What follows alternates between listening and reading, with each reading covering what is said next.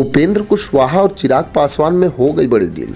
लोकसभा चुनाव से पहले सब कुछ हो गया सेट, भाजपा पूरी तरह से आउट। मोदी की रैली में ऐसा क्या हुआ जब उपेंद्र कुशवाहा और चिराग पासवान दोनों नहीं हुए शामिल, दे गए बड़ा संदेश।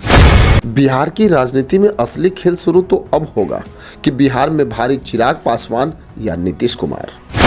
भले ही भाजपा राम मंदिर के नाम पे पूरे भारत में वोट मांग रही है, लेकिन बिहार में मोदी की एक रैली ने बता दिया कि भाजपा के लिए इस बार लोकसभा का चुनाव आसान नहीं होने वाला है। रैली में जो भीड़ जुटी उससे भी प्रधानमंत्री नरेंद्र मोदी परेशान होंगे, क्योंकि हाजीपुर में जो चिराग पासवान ने भीड़ जुटाई थी उसकी आधी भीड़ भी नरेंद्र मोदी को देखने के लिए नहीं पहुंची थी। सच पूछे तो भाजपा के लिए चिराग पासवान ने भी ट्रेलर दिखाया है, लेकिन प्रधानमंत्री मोदी अभी भी ना समझे तो इसका परिणाम लोकसभा में कुछ अलग ही होगा। वैसे मैं आपको बता दूं कि नीतीश कुमार जब भाजपा से गठबंधन करके बिहार में सरकार बनाई तो उसी समय चिराग पासवान को यह आभास हो गया कि अब बिहार की राजनीति में क्या होने वाला है।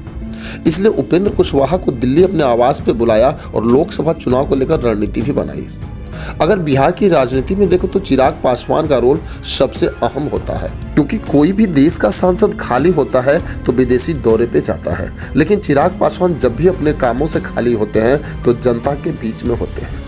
वैसे मैं आपको बता दूं कि भाजपा अपनी राजनीति को नीतीश कुमार के आगे पीछे घुमा रही है, लेकिन चिराग पासवान ने उपेंद्र कुशवाहा के साथ जो खेल रचा है वो भारतीय प्रधानमंत्री नरेंद्र मोदी के लिए बहुत ही महंगा पड़ने वाला है। अब सबसे बड़ा सवाल ये है कि भले ही भाजपा उपेंद्र कुशवाहा की जगह सम्राट चौधरी को प्रोजेक्ट कर रही है, लेकिन कुशवाहा समाज आज भाजपा और नीतीश कुमार के खेल को समझ चुका है, क्योंकि भले ही सम्राट चौधरी भाजपा के लिए बड़े नेता बन जाए, लेकिन बिहार में कुशवाहा समाज आज भी उपेंद्र कुशवाहा को ही नेता मानता है। जबकि बिहार में यादव के बाद कुशवाहा समाज का वोट बैंक दूसरे नंबर पे आता है। वहीं चिराग पासवान के बदले पशुपति पारस को भाजपा प्रोजेक्ट कर रही है, लेकिन इतना तो तय है कि पशुपति पारस के साथ भी उतने ही वोट बैंक हैं जो सम्राट चौधरी के साथ हैं। अगर एक तरफ देखा जाए तो जीत के नशे पे सवार भाजपा के दो बड़े नेता अमित शाह और प्रधानमंत्री मोदी शायद समझने में कहीं ना कहीं बड़ी भूल कर रहे हैं। नीतीश कुमार ने नरेंद्र मोदी पे दबाव बना के पशुपति पारस को केंद्र में मंत्री भी बनवा दिया और चिराग पासवान के पार्टी को तोड़ भी दिया। अगर एक तरफ देखा जाए तो चिराग पासवान के राजनीति को मटियामेट करने में प्रधानमंत्री नरेंद्र मोदी और नीतीश कुमार का बड़ा हाथ रहा है, लेकिन जब बिहार में उपचुनाव हो रहे थे और नीतीश कुमार भाजपा से अलग हो गए थे तो यही चिराग पासवान तेजस्वी यादव के सीट को छीन के भाजपा की झोली में दे दिया। क्या पशुपति पारस का कोई रोल रहा था उस समय? लेकिन चिराग पासवान अगर उपेंद्र कुशवाहा को साथ लेकर तेजस्वी यादव के साथ चले जाते हैं तो ये गारंटी है कि बिहार में मोदी की गारंटी फेल हो जाएगी।